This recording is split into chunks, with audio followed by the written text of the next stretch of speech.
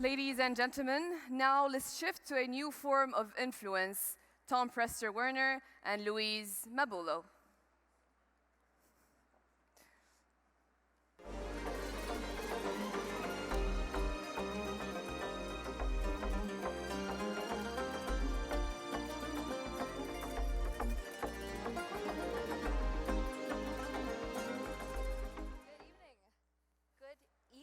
Ladies and gentlemen, I hope everyone's still wide awake. We have an incredible fireside chat happening, and Tom, thank you so much for joining us this evening. So I want to dive right into our questions. We have 10 minutes to get into the meat of things. When you look back at your early days before GitHub, what was the moment that you first felt, I can build something that others will actually use? Well, I grew up in a small town in Iowa and ended up going to college on the West Coast of the United States. And out there, I met a programming community and started to really meet people that were working on open source projects, which made me really excited to do the same.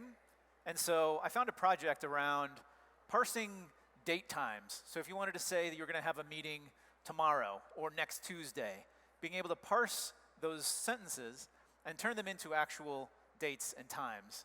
And there was no library for this in Ruby, the programming language that I was using at the time.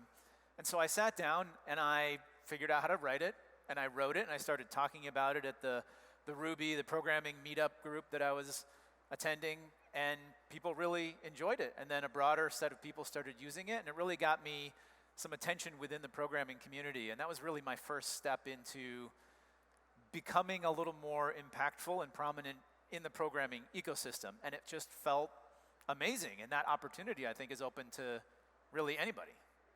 That's incredible, and this was early in your career years ago. But let's go back to today. So what are you currently working on now? So my main project right now is I'm working on another startup, which is very cool, and it's called 180 Studios. And this is a set of tools that span both digital and physical spaces. On the digital side, I'm building version control and collaboration. Again, GitHub is that for software. But what you'll find is that GitHub is not very good at doing those things for assets outside of software. So think gaming, film, architecture, design, photography, music. Where do people that are doing those activities go to do collaboration with their teams, to work on those files, to branch off into their own spaces, to do experimental work, to merge that back into the main project, and to have discussions with all that work? And in the age of AI, how do you work with agents that you've requested to do work for you? Where do they propose those changes back to you? How do you review them and continue the conversation and merge them back in? So I'm building GitHub again, but for a different audience. And then on the physical spaces side, we have a large building in central London called 180 Strand, where it's a hub for the creative community. Everybody in London knows 180 Strand. It's an amazing building, an amazing experience, and a community of people that come together around creativity. And we're combining all of these collaborative experiences across digital and physical, and we intend to bring the 180 Strand experience that we have in central London right now to other places in the world, including right here in Misk City. So we're working on a partnership with Misk City right now, and you'll hear more about that tomorrow, hopefully. So I'm working on that. I also do, yes, thank you. I also am an investor. I'm a general partner in PWV. We invest in early stage technology companies leading pre-seed and seed rounds. So I kind of have two hats. I love technology. I love builders. I love anyone who's building things. That's incredible, because GitHub paved the way for so many young people in tech and coding. So today a teenager can publish code that the whole world uses. What makes open source such a powerful playground for young creators, and how can they use it wisely? Well, just like my story, I think the power of open source is that there are no barriers. There's no one that can tell you that you can't go and build open source.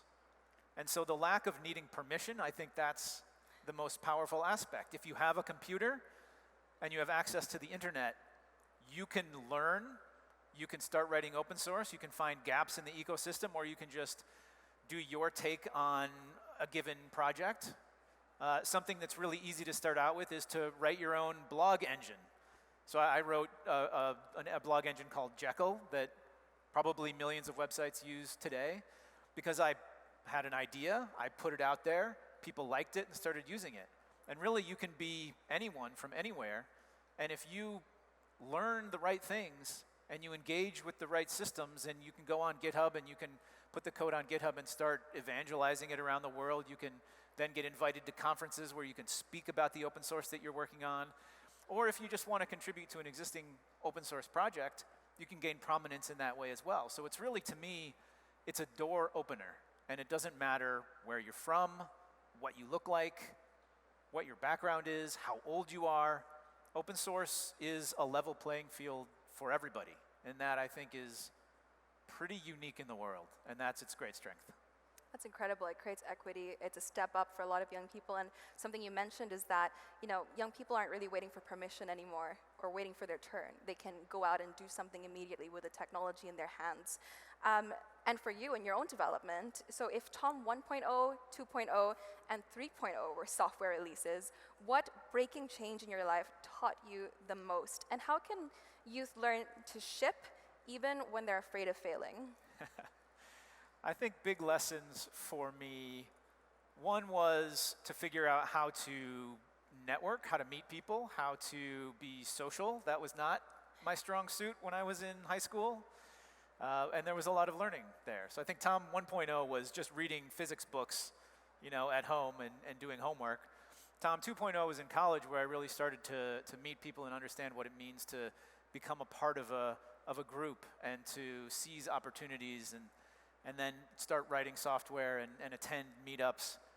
And then Tom 3.0, I think, is the realization that if you want to build big things, you need to become excellent at teamwork. You need to identify who are the best builders in the room, and you need to learn and be willing to learn any skill that is necessary to make that happen. So to become an entrepreneur is really about not being above anything. You do whatever it takes to get the job done. And I'd like you to complete the sentence for the audience here today. In the next 10 years, the most important tools in tech will be created by young people who, ... Young people who build projects, I'd say. And by that I mean, and especially in the era of generative AI systems today, LLMs, they can do really well the things that look like tasks. Like, here's a predefined thing that I want you to go do that thing. A lot of that is going to be done, taken care of. You won't have to do that anymore. But what isn't done is collecting all of those tasks together into something that is greater than the sum of the parts. So I think young people today need to learn things like project management skills, teamwork skills, because in the future you'll be working with these agentic systems and coordinating them, adding in both AI and human players into your system. And the best way to differentiate from what is possible from just a pure AI perspective is to build projects, something that is much higher level than a set of tasks.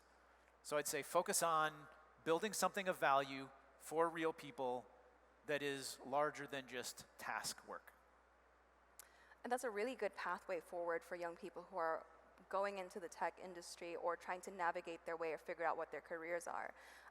What is one last, say, tweet-sized piece of advice that you would give to young people that want to get into a tech career or are looking to build systems like you did? I'll say you get good at what you practice. So if you want to be good at building, then go build. Build anything. Build any idea that you have. And yeah, it will probably fail, and I built a lot of things that failed that nobody cares about. I found them useful, I experimented with them, I put them out in the world, and literally nobody cared, right? But that's fine, because I was solving my own problem, and I was getting experience building things. And the way that you get good at building is to build. So whatever it is that you choose in life that you want to do, go do that thing, and do it over and over, and do it badly at first, and then do it a little bit better, and then do it a little bit better, until eventually there's nobody better in the world than you at doing that thing. That's a really incredible pathway forward and some really good advice for me. I think we have one last question that I can squeeze in. When I mean, tech is a very kind of fixed step process. So when you feel stuck or bored, what's the pattern break that gets your brain creative again? I think for me, it's forcing myself to be a little bit bored. Like putting my phone away, getting away from the TV, maybe go out for a walk, and just start thinking about problems or noticing problems or gaps in the world, and then writing those down and keeping a journal of that. And where ideas come from is the collision of different things that come together and expand sort of the adjacent possible. Like what is next? What is next to what we can do right now? Call that the adjacent possible and exploring that. So really just being bored, and a lot of the ideas I've had come from laying in bed and staring at the ceiling. So do more of that. Letting your mind wander.